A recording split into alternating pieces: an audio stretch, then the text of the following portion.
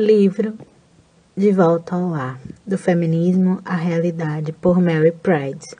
Tradução, adaptação e atualização por Júlio Severo. Medo da explosão populacional. Depois dos temores médicos, o próximo temor na fila é o medo da explosão populacional. Estão querendo jogar a culpa da explosão populacional nas esposas que trabalham em seus próprios lares. Estão querendo culpar as mães de famílias grandes pelos problemas do mundo. Conforme explicam duas feministas evangélicas, houve uma época em que o marido e a esposa eram considerados egoístas se não escolhessem ter filhos. Agora, é comum ouvir esses casais sendo elogiados. Hoje, os classificados como egoístas são os casais que insistem em ter vários filhos, agravando assim o problema da sociedade por causa das pressões do crescimento populacional. Trazer filhos ao mundo agora é visto como luxo, em vez de dever ou necessidade.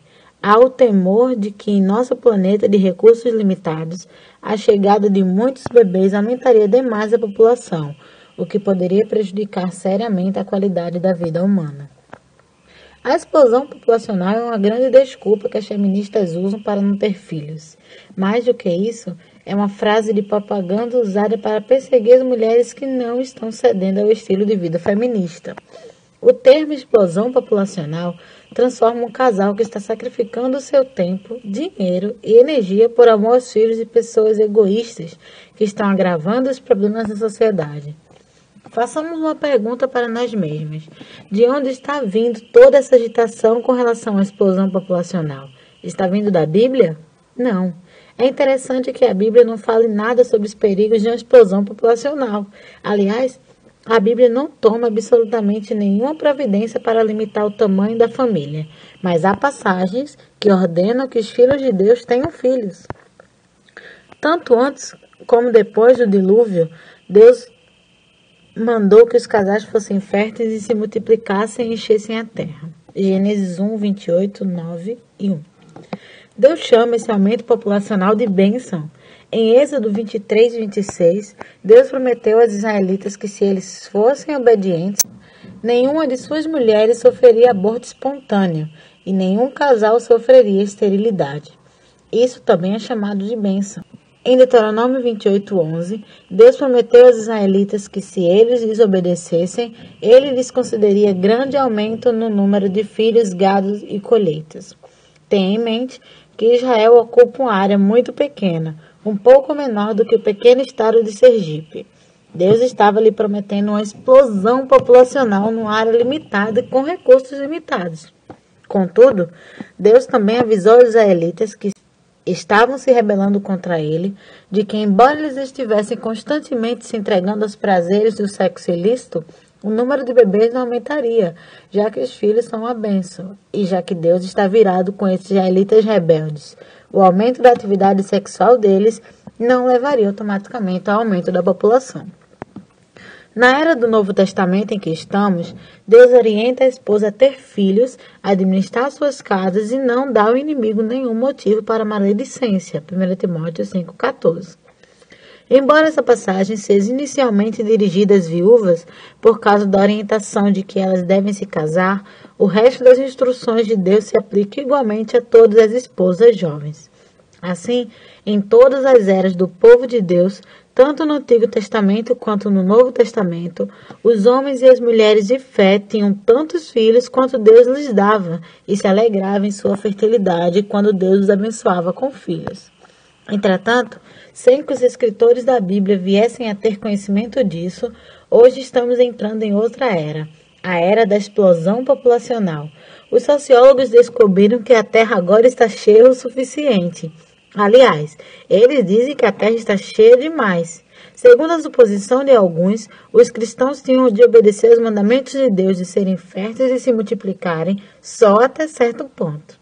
Quando a população da Terra alcançasse certo número de habitantes, então subitamente o dever do cristão mudava de ter filhos para não ter filhos. Ninguém sabe exatamente quando ocorreu esse momento, mas vemos-nos diante dos fatos. A Terra está sem dúvida alguma com gente demais. Mas será que está mesmo? Os fanáticos da explosão populacional creem nas teorias desacreditadas de Thomas Robert Malthus, clérigo inglês do século XVIII. Ele ensinava que as pessoas sempre vinham à beira da fome e que aumentar o abastecimento de alimentos só produziria mais pessoas, que então passariam fome por falta de comida. Esta teoria fornece a principal justificativa para a ética do controle de natalidade e do aborto legal. Conforme escreveu em 1795 o francês Marquês de Sade, o entendido nesse tipo de ética, o governo sempre será pobre se sua população ultrapassar seus meios de subsistência. É injusto terminar abruptamente os dias de uma pessoa bem formada. Mas não é injusto, por exemplo, impedir a chegada ao mundo de um ser que certamente lhe será inútil. Ninguém, então, tem maior direito de matar os filhos do que aquela que os leva no útero.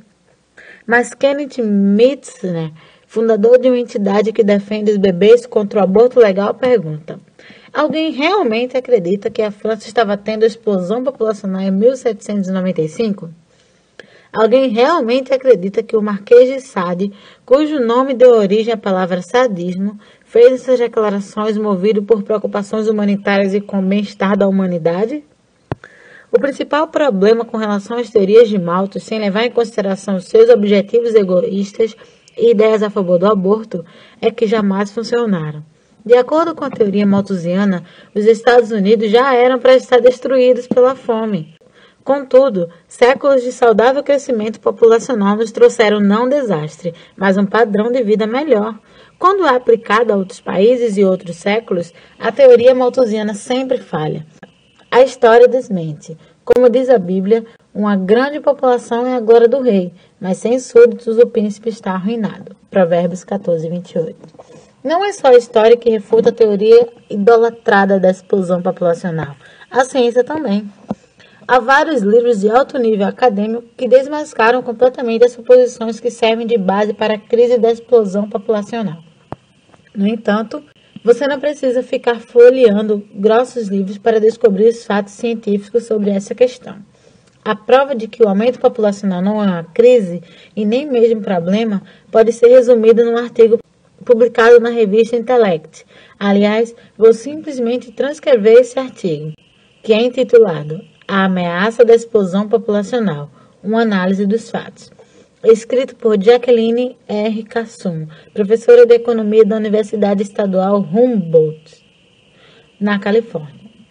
Ansley J. Cole, diretor do Departamento de Pesquisa Populacional na Universidade Princeton, declara: vários países que comumente são classificados como altamente desenvolvidos têm uma taxa de crescimento abaixo do nível de substituição.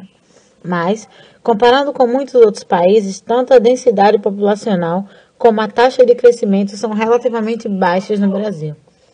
Há aproximadamente 19 pessoas por quilômetro quadrado no Brasil, em comparação a 230 pessoas por quilômetro quadrado na Alemanha e 273 na Holanda. Portanto, não há nenhuma explosão populacional no Brasil. Nessa questão do potencial de aumento mundial de alimento, muitos estudos importantes chegaram a uma conclusão comum que não apoia o ponto de vista de que a fome em massa é iminente. A conclusão é que há um potencial muito grande, ainda não utilizado, para a população mundial de alimentos. Por exemplo, a Universidade da Califórnia publicou os resultados de uma importante pesquisa sobre os recursos mundiais de alimentos que mostrava que o mundo atualmente usa menos que a metade da sua terra cultivável disponível. Colin Clark, ex-diretor do Instituto de Economia Agrária da Universidade de Oxford e conhecido autor de livros sobre questões de população e recursos, classificou os tipos de terra mundiais por sua capacidade de produção de alimento e constatou que se todos os agricultores usassem os melhores métodos de hoje, poderia-se produzir alimento suficiente para fornecer um prato diário de comida, conforme a típica comida americana, para no mínimo 35 bilhões de pessoas, quase 6 vezes a população mundial em 1997. Mas esses elevados níveis de produção de alimentos não exigiriam o plantio de todo centímetro de espaço de conservação. Não há nenhuma escassez de fertilizantes, água de irrigação ou energia ameaçando a produção mundial de alimentos, na opinião de Clark e dos pesquisadores da Universidade da Califórnia. Nas décadas recentes, tem havido previsões periódicas do esgotamento iminente de todos os tipos de energia e metais básicos, mas os fatos não apoiam essas previsões. É um princípio químico conhecido que nada se gasta. As matérias simplesmente se transformam adquirindo outras formas. Dois importantes estudos econômicos sobre a disponibilidade de metais básicos e combustíveis não encontraram indicações de aumento de escassez no período entre 1870 e 1972. No que se refere aos metais, eles existem em quantidades tremendas nas concentrações mais baixas da Terra. Barry Commoner, professor de fisiologia das plantas na Universidade de Washington em St. Louis e diretor do Centro de Biologia dos Sistemas Naturais, explica que os danos ambientais que vemos nas modernas sociedades industriais são consequência não do crescimento populacional, mas principalmente dos meios tecnológicos altamente poluentes que foram adotados. A única esperança de limpar o ambiente é atacar diretamente os meios tecnológicos poluentes responsáveis pelos danos. O fato de que as organizações que são contra o crescimento populacional estejam recebendo grande assistência financeira de importantes indivíduos ligados a indústrias bastante poluentes mostra que o pânico da explosão populacional está sendo usado para desviar os ambientalistas sinceros de atacar as verdadeiras raízes da poluição. Apesar das grandes concentrações humanas próximas dos litorais urbanizados, a maior parte do nosso planeta ainda está vazia, conforme mostra o biólogo Francis Felice. Poderíamos colocar a população mundial inteira no estado do Texas, que é a metade do nosso estado do Pará, e cada homem, mulher e criança poderia receber um terreno consideravelmente grande e todo o resto do planeta Terra ficaria vazio. O motivo porque nos sentimos tão aglomerados em nosso ambiente moderno é que não estamos usando o espaço com eficiência, principalmente em nossos sistemas de transporte. A solução mais simples seria, em vez de usarem automóveis particulares, as pessoas se locomoverem de ônibus, trens ou a pé.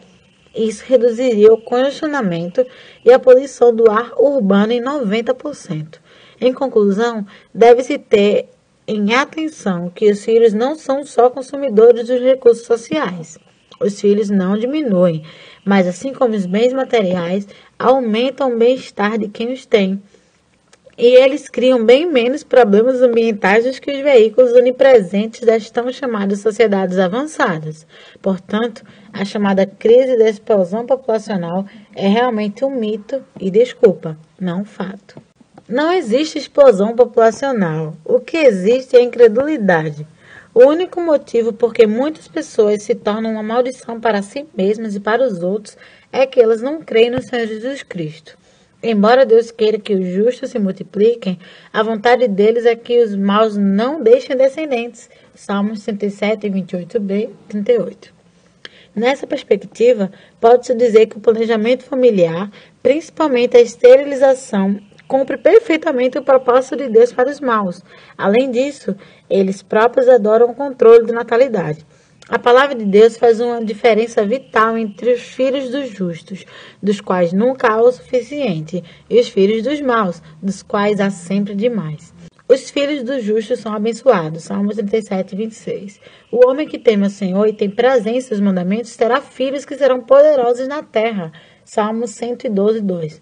Como são felizes os seus filhos? Provérbios 27. Por outro lado, os filhos dos maus estão debaixo de maldições. Salmos 109, 10 a 13, 37, 28. Hoje, os que estão longe de Deus não querem ter filhos. Não muitos, com certeza. Em termos bíblicos, isso bem poderia ser a prova de que eles estão debaixo da maldição de Deus. Mas só porque eles não querem ou não podem criar uma nova geração para continuar o que eles fazem, não é motivo algum para deixarmos de criar uma nova geração para continuar o que estamos fazendo. Medo de ter muitos filhos.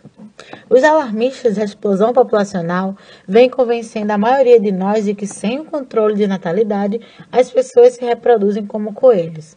Se não fosse o planejamento familiar, assim dizem eles, pipocaria um bebê por ano. Os casais, horrorizados só de pensar em 20 ou 30 filhos, vão correndo para as farmácias atrás de pílulas anticoncepcionais. Mas Deus não concede suas bênçãos com tanta facilidade assim.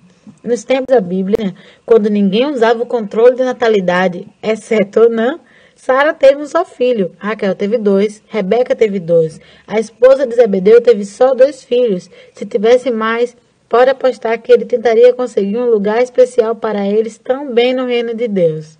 Noé só teve 3 filhos e ele viveu 950 anos. Pare um pouco para examinar as genealogias da Bíblia e você verá que as famílias realmente grandes são a exceção e não a regra. Embora os casais na Bíblia não usassem o controle de natalidade, nem por isso eles podiam garantir que teriam muitos bebês, pois é Deus quem escolhe as bênçãos que Ele quer dar e as pessoas a quem Ele quer dar. É preciso muito mais do que só desejar ter filhos para que uma nação ou família receba a bênção de Deus. O Senhor dificilmente manda 20 filhos para um casal cristão. E se ele lhe desse 20 filhos, não só o processo levaria um bom longo tempo, durante o qual os mais velhos cresceriam e partiriam, mas o Senhor também supriria tudo o que você precisa para criá-los.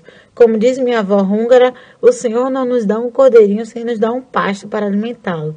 E minha mãe diz, cada filho que temos nos deixa mais fortes. Tudo isso é verdade. Medo de perseguição. Não precisamos ter medo de que nos reproduziremos como coelhas.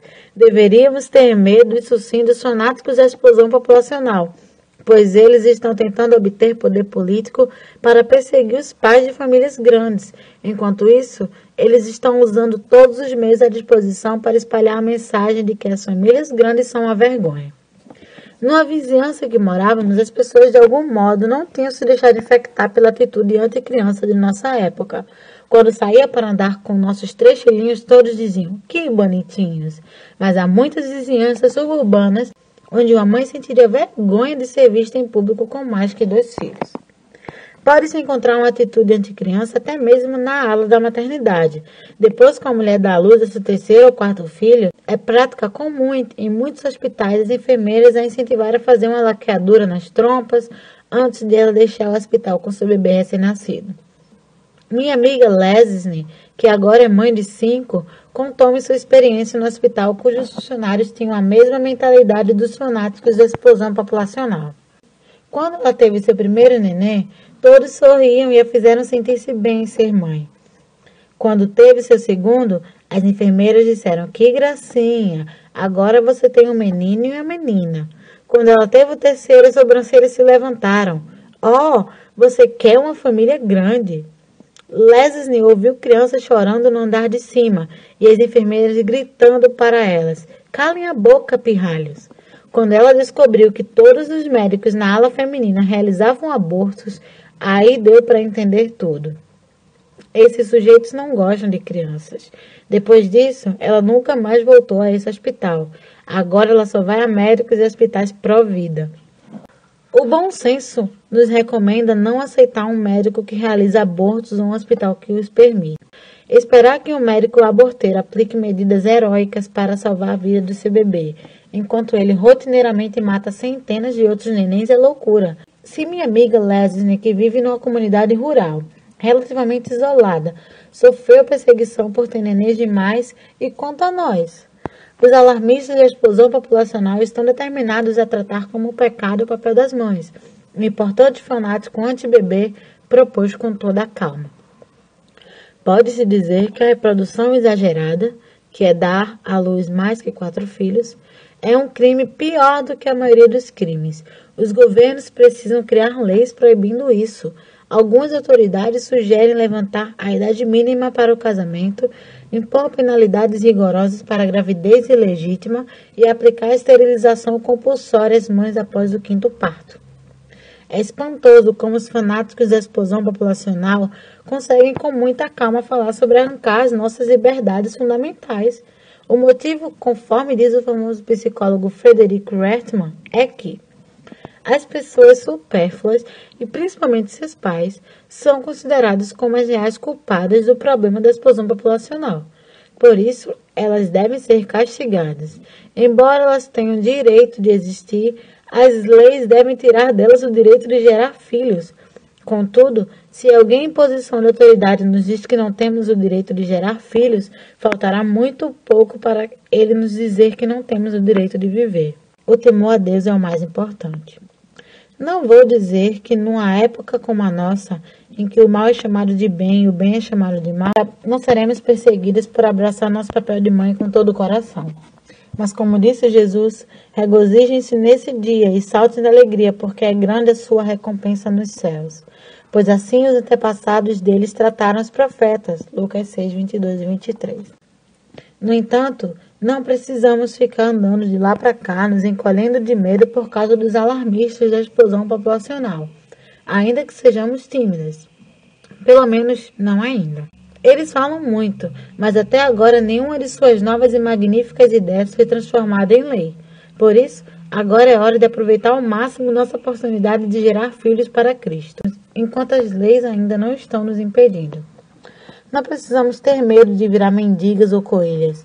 Não precisamos ter medo da escravidão, da morte, dos problemas de saúde, nem mesmo da perseguição. Como eu disse antes, alguns desses temores são até certo ponto legítimos, outros não. Mas todos eles, se assim posso dizer, estão debaixo dos nossos pés como mulheres cristãs, como declarou o profeta Isaías. O Senhor falou comigo com veemência, advertindo-me a não seguir o caminho desse povo. Ele disse, não chame de conspiração a tudo que esse povo chama de conspiração. Não temam aquilo que eles temem, nem se apavorem. O Senhor dos Exércitos é que vocês devem considerar santo. A Ele é que vocês devem temer. Dele é que vocês devem ter pavor. Para os 2 reinos de Israel ele será um santuário, mas também uma pedra de tropeço, uma rocha que faz cair.